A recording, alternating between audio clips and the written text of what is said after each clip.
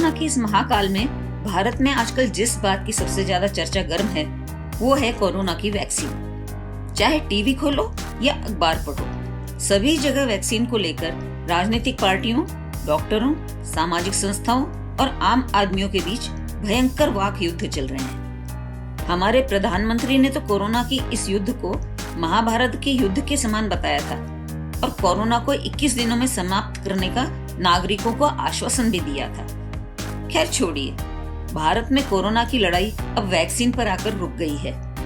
हर तरफ वैक्सीन की कमी होने के कारण आम लोगों को वैक्सीन नहीं लग पाने की बातों पर बहस चल रही है। वहीं दूसरी ओर लोगों के वैक्सीन नहीं लगवाने और कुछ नेताओं और धर्म गुरुओं के वैक्सीन नहीं लगवाने संबंधी तर्क और कुतर्क का बाजार भी गर्म है। मेरा केंद्र और सभी राज्य सरकारों से कहना है कि जब सरकार के पास वैक्सीन की भारी कमी है, जिसे पूरा करने में सरकार को कम से कम 1 वर्ष लगने वाला है, तो फिर वैक्सीन लगवाने के गुण दोषों पर तर्क वितर्क करने से बेहतर है कि जो व्यक्ति स्वेच्छा से वैक्सीन लगवाने को तैयार है, उन 18 वर्ष से ऊपर के लोगों को वैक्सीन लगा दी जाए और जब वैक्सीन की उपलब्धता सामान्य हो जाएगी, तब तक वैक्सीन लगवाने का विरोध करने वालों को भी संभवतः उसकी उपयोगिता समझ में आ जाएगी और इस प्रकार देश में सभी लोगों को वैक्सीन लगने का रास्ता खुल जाएगा और हम देशवासी कोरोना के भय और इस रोग से बच पाएंगे।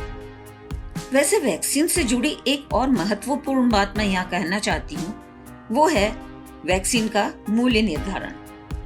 हम सभी भली भांति यह जानते हैं कि वैक्सीन कोई सौंदर्य प्रसाधन या लग्जरी आइटम नहीं है, बल्कि यह हर भारतीय की जीवन रक्षा के लिए आवश्यक है।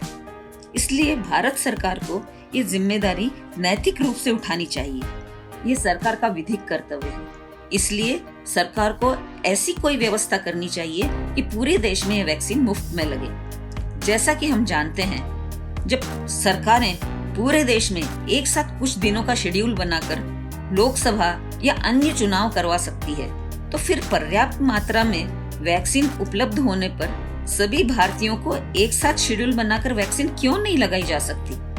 सरकार और राजनीतिक पार्टियों को ये नहीं भूलना चाहिए कि फिलहाल 18 वर्ष से ऊपर के लोगों को ही वैक्सीन का सरकार ने वादा किया है और इन्हीं मतदाताओं के मत से उनकी सरकारें बनी हैं।